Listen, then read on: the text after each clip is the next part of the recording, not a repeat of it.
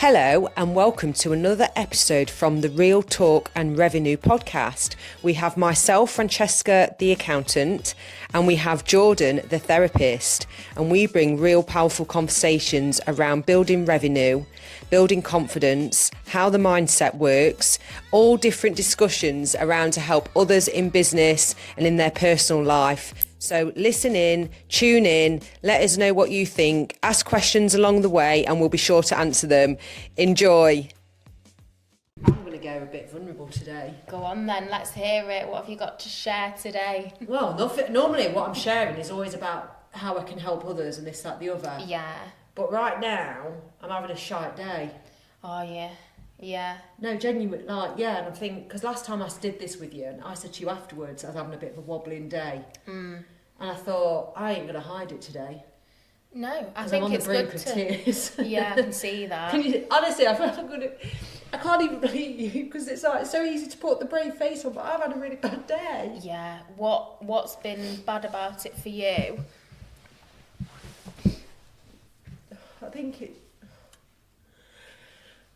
I think because we went to Spain, didn't we, a couple of weeks ago for Steve's birthday as a treat and stuff, and it's so lovely to go on holiday. You need the break and this, that, the other. And it's really interesting because on the outside I have got Did it make a noise? It's a notification. Oh, okay, I get used to it now. On the outside, the truth is I've built an incredible business model. Yeah. I've now built incredible people in the business. There are so many good things, but still things affect me. Of course, like you're a human being at the end of the day. Yeah, but it affects me to the point where I'm like, oh no, I can't do it. Yeah. And it's like, oh. I think that's something that would people that don't know you very well personally would be shocked to know and to see. And obviously there have been snippets on the podcast before as well. Yeah. Because we assume that everybody else has got it together, that other people running businesses are just, like bulletproof and nothing gets to them. But social media gives that impression. It does, and it's not always because people are being like inauthentic. It's because often we're excited to share the good things, and then if we're having a bad day, we might share bits of it. But especially as women, but for many people as well, if you showed up, filming yourself crying, like you get judged for that as well. Yeah. Like, oh, here we go, are you attention seeking now? Yeah. Like you can't do right for doing wrong. Like you can't, because we all have moods. Like we all are impacted by some things, sad sometimes, happy sometimes. And I think it's the same like professionally in business. It's the same for therapists. Like obviously I show up in my sessions and I'm chatting away, and a load of my clients all the time, they'll say like, how do you help other people when you've got so much going on in your life, or when you're going through hard things? And it's like you just do, like you put your best foot forward, and that's my role. Like I can't turn up and cry in therapy sessions. Do you know what I mean? Like and the same for you. Like you're not going to show up to a client meeting or a new, lead and burst into tears. It's after you literally pull yourself together, don't you? Yeah, I do it all the time. You bring the energy. You put your professional face on, and then you burst into tears afterwards, or do you know what I mean? You get into bed or whatever, you eat a load of chocolate, whatever it is, we chocolate. Do. And then we show up again. But I think it is, we love relatable content as well. Like we want to see all parts of everyone. And I think, there's a balance between maintaining a level of privacy. But people want to be able to relate to you as well. I just want more. Feels very lonely at times, and even though I've got some wonderful people in my life, and that this is not anything against anybody that's in my life. No. It's the position I'm in. So I enjoy it, but I also know as a business owner, you're not going to enjoy every aspect of it. Yeah, and every season as well. Yeah, and it makes you think you can't just say, "Oh, don't do the things you just love." Yeah. How do you do that? You can't do it all the time. Not all the time. It's not realistic, is it? But. And I know you've been in other seasons of your business where you've really struggled and you've been like, I don't know if it's all worth it. But of course, then on the better days, you're like, of course it's worth it. It is. It's a roller coaster, and you do have to take the rough with the smooth. Like, there's no perfect,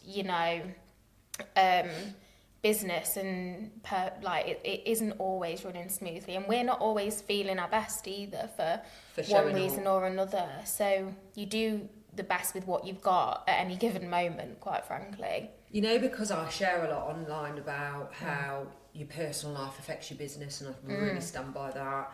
And then you need to be around the right people. Yeah.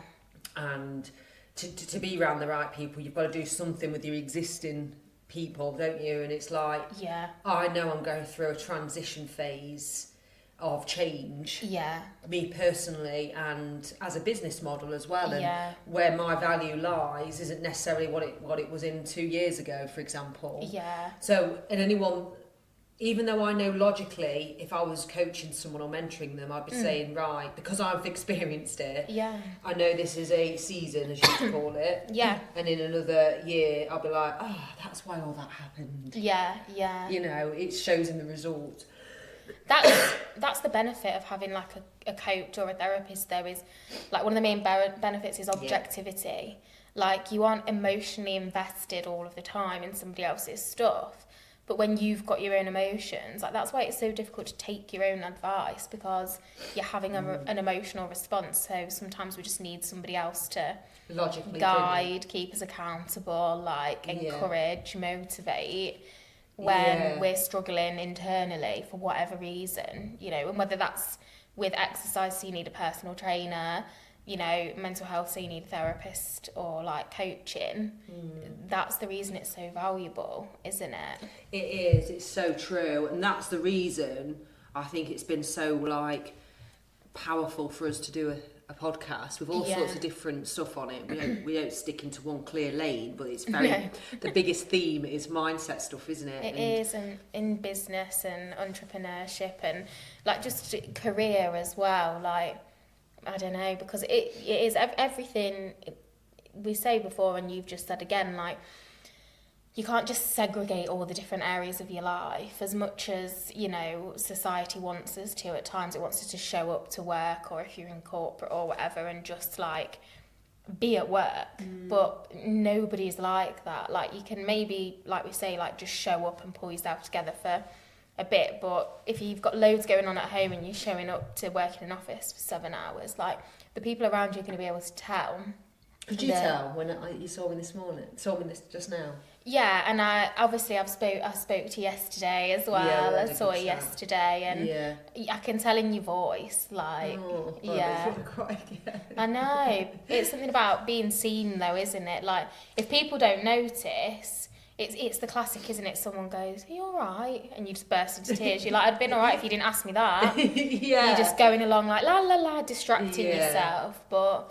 It's hard when you've got family dynamics going on behind the scenes. Like, it can make you question not your worth, but where you're headed in your business at times, and it makes you question your credibility, I think, sometimes, even though that's not it's not all, because again, we feel like we need to show up and have it all together, and have the perfect circumstances. And it's like, it's not realistic. Like, and also people would prefer to hear from a human than someone that's like delusionally telling the world that they don't ever have problems, like in their relationships, with their family, with their children. Like, we all do. It is part of life. Like, at one point or another, like, someone says to me, never ever bicker, or never ever have a crossword with my partner. I'd be like, but no, if they did, I'd be like, never ever. Some people have said that to me, But I wonder if it's just more perception, because you are going to have a disagreement. Like, people fall out differently. Sometimes people are explosive over the most trivial things, and other that makes people it more of a heightened argument. and more obvious. And other people can be quite calm and collected when discussing some really difficult, serious situations. Oh my God, I reckon that was a bit of me, Yeah. With Steve, you don't argue. Yeah. But we have had discussions over like the kids, the dynamics, where we're going in life. That's emotional maturity, though, isn't it? Not just exploding and shouting at one another, because it doesn't really achieve anything. I wouldn't want to explode at anybody, but I've definitely exploded at times at the kids. Where it's like at your boiling point. Yeah. Especially, I think women, ashamed of getting things wrong as a parent or as a 100%. partner or as a business owner. Mum guilt, being a human guilt. There's a lot on like female rage emerging now as well. Oh, what's that? It's basically, and actually, you know, Seed Talks, who I've done a couple of talks with, I've got one coming up as well. Yeah. 22nd of June. 22nd of June. Yeah. That's an evening as well, which suits parents. Yeah, it? yeah. And I signed up for a talk on female rage. I've not finished it because they sent the recording, so I'm going through it. And it was like a psychologist talking about the psychology of female rage and expressing female rage, because women aren't often allowed to be angry. Like, society sees angry women as like hysterical or out of control. Like, on a day-to-day basis, you hear women being branded as psychos and, you know, this and that. Yeah. So it's really like the history and psychology of the expectations over the decades that society's placed on women to be kind, calm, polite, like soft. Do you know what I mean? And that means that we end up suppressing anger, you know, and different types of emotions.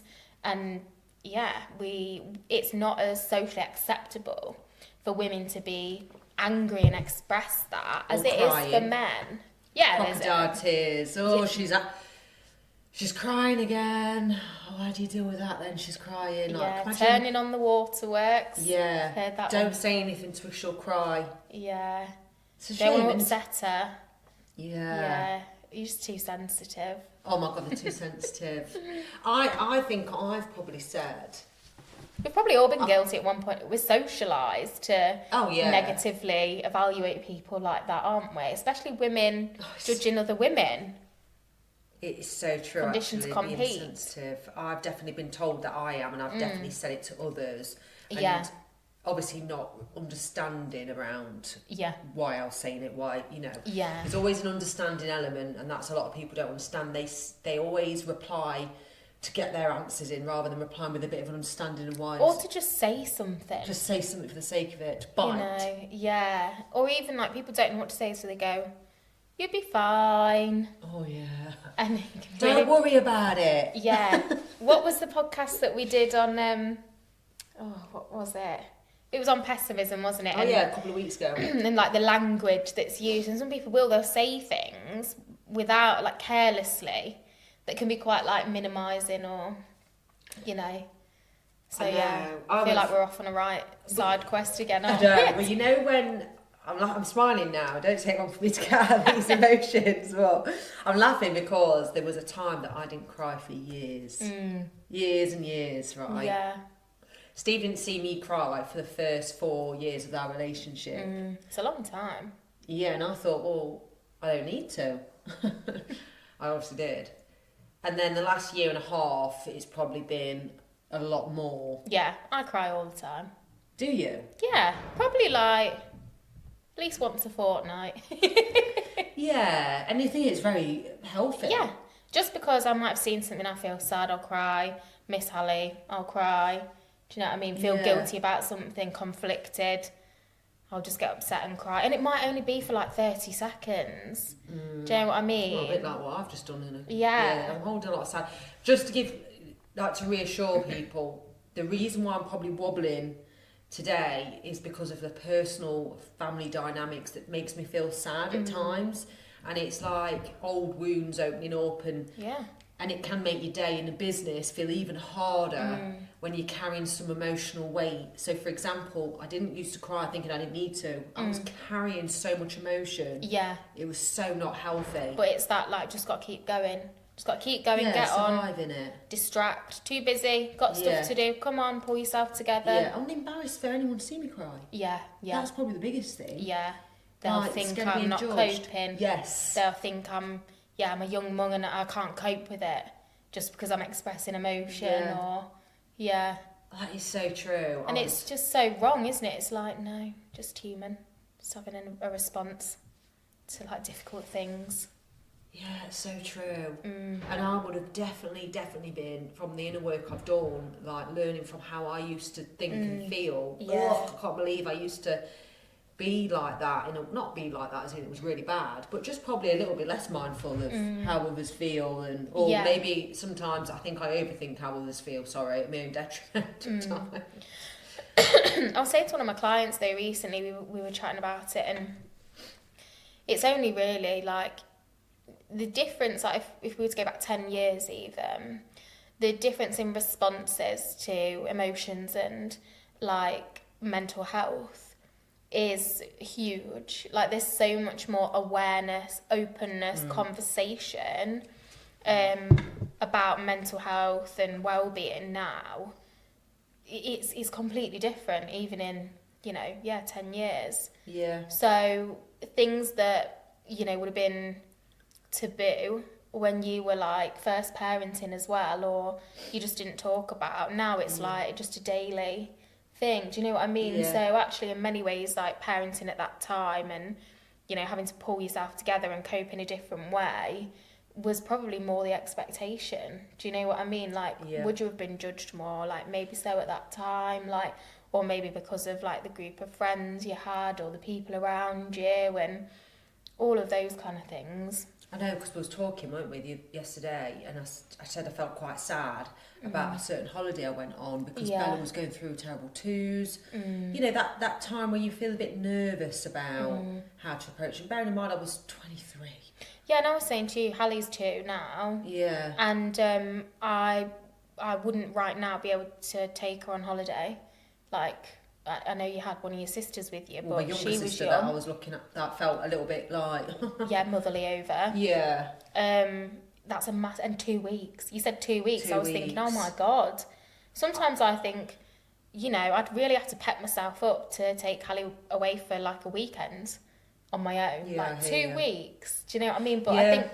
I had a very much determination at that point, but I wasn't feeling confident in my abilities. No, but I think as well, we think like, I should be able to do that because other people take their children on holiday, and it's like we forget to then compare, but what support have those other people got? And then it's like, I don't want my child to miss out, or and you can never do right for doing wrong in motherhood. Do you know what I mean? Like you're always going to feel guilty about something. Oh, I took her away for 2 weeks, but did she have a terrible time? Like I didn't cope as well as I should have done. Like, all right, well at least you tried. I know, rather than... like you did it. Say, I know, I didn't... You said that to me. It was like, but you went away, and I was like... Yeah, for 2 weeks. And I'm still... it's interesting, when you're going on a downward spiral about life. Yeah. I was then thinking, I was the worst parent in the world back then. Yeah. I must have been. I can't even freaking half remember it. Yeah, and you're not giving yourself credit for all the things you did well. The fact that you parented solo 6 days a week... Do you know what I mean? 5 to 6 days a week, probably sometimes the full week. Yeah, true. I had to make all decisions. Yeah. Pay for everything out of my own money. And budget. Like, there would have been very little outlet for you. Like, it's not like you could have paid for a babysitter. No. To get a few hours away for yourself, to decompress. Like, it's very different. My decompress was working. Well, that's what I mean. And doing my bloody studies. And yeah. I know, I'm so like, I have moments where I'm so down on myself, and I think it's very normal, and for anybody, you could be at the top, let's say. Oh, yeah. Pick the biggest businesswoman online. I love some of the women I listen to, and I know for a fact we've listened to some of their stuff. They do go through that shame, guilt. Yeah. But what I do know is you've got to have so much conviction, not confidence. Conviction. Yeah. So much more important, because then you're like really showing your values, your beliefs. You've done the inner work. You're constantly progressing. And someone else reached out to me the other day through some of my content on social media saying about their life, and I'm like, wow, I have done all right. Yeah. Because they're coming to me for advice, navigating the mess they got in. Yeah. And it's like, I wouldn't even know how to get myself tangled up there in that sort of thing. And I think, actually, I've done well because I've come around. And if I can help others by sharing this little story here and me getting upset. But I was holding it in. And the amount of times we've done a podcast on, like, I say a handful of times, which is more, but we've done loads, haven't we? Yeah. that I've not felt my true self. Yeah. But I can show, and it just shows you I can show up. We can, and I think sometimes you want to be vulnerable and sometimes you don't. Like sometimes you don't have the energy to express it. Yeah, to be vulnerable, or it just doesn't feel safe or the right space for that day or time. Do you know what I mean? So yeah, sometimes we can show up and be completely honest, and other times we think, I'm actually just not going to disclose that's personal at the minute, and it feels too personal to share. Do you know what I mean? Yeah. And then often, like, you'll share it later down the line.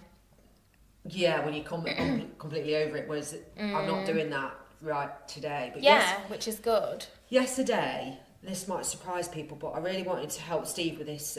We've been from Harrods Workouts, we've got this sponsorship, and we're creating quite a cool reel and this, that, the other.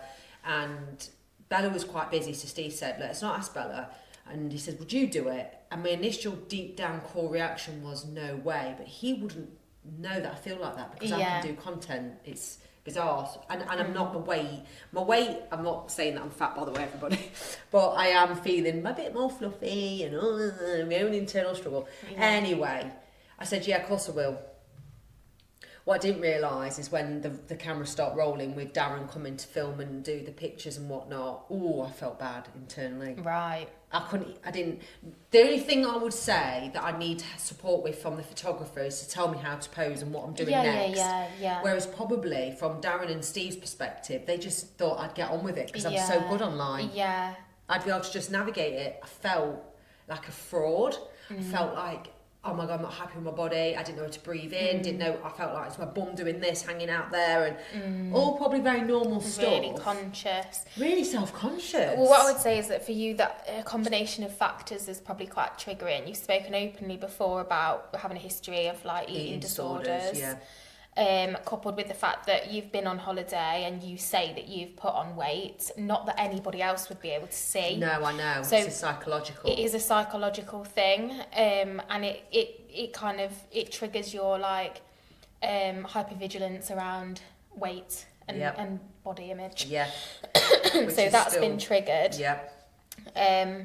And you've felt you needed more reassurance, more coaching. Yeah. And you've obviously, being on camera then has kind of like amplified those thoughts and emotions. And because I didn't know, so what I thought, I didn't need to know the exacts, I just need to say yes and show up. Yeah. And not be perfectionist. And then when they started saying, well, let's take some still shots, I was like, oh, that wasn't on the agenda. Okay. Well, what do you mean then? Oh, well, we need you on the equipment. I was thinking, right, okay. And there was still an element of little me doesn't know what I'm doing on these big girl weights. Yeah. But I do know what I'm doing to a point. Yeah. But it wasn't my area of weights that I normally go for. So, and to them, they would never have known that I looked lost the whole 2 hours I was there. Yeah. Until I went towards the end. I don't like having my photo taken. And then we're thinking, you're on bloody camera all the time. Yeah. But when I'm in control. Yeah, that's it. So, let's see. I'm just going through a bit of a time. And I do think, is it still hormonal? Is something going on that it's not quite fixed? I don't know. I think. Or is it just normal human stuff coming up as well? Yeah, probably. Do you know what I mean? Like, we all do have times where our stuff just comes up and bubbles to the surface. Obviously, like, it can be hormonal as well. Like, depending on where we are in our cycle as women will depend on how resilient we feel as well. Yeah. Like, how confident we feel and how we show up, you know? So there's a hormonal element to that for women. Most of the time. Yeah, true. Otherwise it's kind of like we're not going to show up great all the time. Like, we do all have stuff that bubbles to the surface, no matter how self-aware you are, no matter how much work you've done. Like, we're all still human. I know, because it's interesting how you say that we are all still human. And, you know, after Accountex, I did my speaking, I had such good feedback back and I felt so good in the moment. Yeah. I had to catastrophize it before I went. You didn't have to, but that's a part of your strategy. Yes, I know. And after it, the day after, I was on such a high. And I remember walking back from the gym, maybe, I can't remember. I wasn't as tired as I expected myself to be. Yeah. I was on a great high. And I remember thinking, this too shall pass. Because it doesn't last. And then what happened? Was it something? I don't know if I got an email or something didn't work in the afternoon, and then it brought me back down to earth that frigging fast. That I was on such a high to a low, and let me tell you, whoever's listening, that's very normal in business. Yeah. And I know I'll come back bouncing, again. So it's definitely that resilience bit that needs to fire in. There is a resilience. I don't really like the word because I don't think somebody is resilient or not, but I suppose it's more about your window of tolerance and the highs and lows. We can soften the intensity of them rather than being like up and down, and I think that's where confidence comes in. Like if you're confident in your ability, if you're confident in your business and your product and your value, then even if you do come into an email and it's unsettling, or you lose a client, or somebody's complaining, that's a good example there. Someone's complaining, if you're confident in your business and that somebody else is going to come back around, or that you can resolve the issue, or let someone go if they're being unreasonable or whatever, then it doesn't impact you as much, because you can say like, okay, this isn't ideal, but this will happen, and it's not going to send me down, and the highs aren't going to be, do you know what I mean? Like the highs won't be so high and the lows so low. It's just kind of like, I feel confident, I feel good, that's great. At the same time, I've had this email that's unsettled me a little bit. Yeah. Do you know what I mean? So it's like, but it's confidence, isn't it? Yeah. And I'm not saying you're not confident. No, I hear what you're saying. But you are also going through a period of like growth and change within the business. Yeah, hiring more that people. Can destabilise that confidence at times and just make you feel a bit more vulnerable. Yeah, and June, funny enough, we did our managers meeting, and I thought, I'm just going to show my vulnerability. So I actually said, look, because we're hiring on, taking on people, I'm investing in these areas that I know is going to change and wobble for a little bit. I also know we'll come out the other side because we've tested and trialled it before. So it's come, but during it, it can feel like it's brand new again. Yeah. And just to reassure people, it will come good, because I won't just sit back and go, watch it not work. Yeah. I'd do a tweak about it. I'd adapt and move on again. But during it, it's a little bit like, so for example, I do get an email sometimes, not even an email, or a comment from June and Dan about something that's changing or something's happened in business, whatever. And I'm a lot better at going, that's all right. Yeah. Done this long enough now. Yeah, it'll be fine. You still need to say it. You still need to have that inner word with yourself. So I'm definitely better, but it still hits. Just like me doing a talk next week, for example, just so I was doing a massive talk next week, I still have all the wobbles and the feelings. Yeah. Just like you will for your next Steve talk. Oh, yeah. What is it, the 27th of June? 22nd. 22nd Yeah, of Monday June. the 22nd. So what... Online workshop. What's, just to tell everyone towards the end now, what is it? It's the psychology of being a mother, beyond the cliches. So yeah, the psychology of motherhood. What is it? Yeah. Expectations, hints and tips. Yeah. It'll be an engaging workshop. You're doing it live on the workshop live? Yeah, live on the workshop, and then if you can't attend live, you'll be sent a recording afterwards. How much is it? The tickets range from £17 to £23. Sounds good. So they can find it on your bio on JM Talking Therapy on Instagram. Yes, on Instagram. Find it in my bio, the link, buy a ticket. Would love it. If you do buy a ticket, comment below, let us know. Yeah, thanks. See you next week. Bye.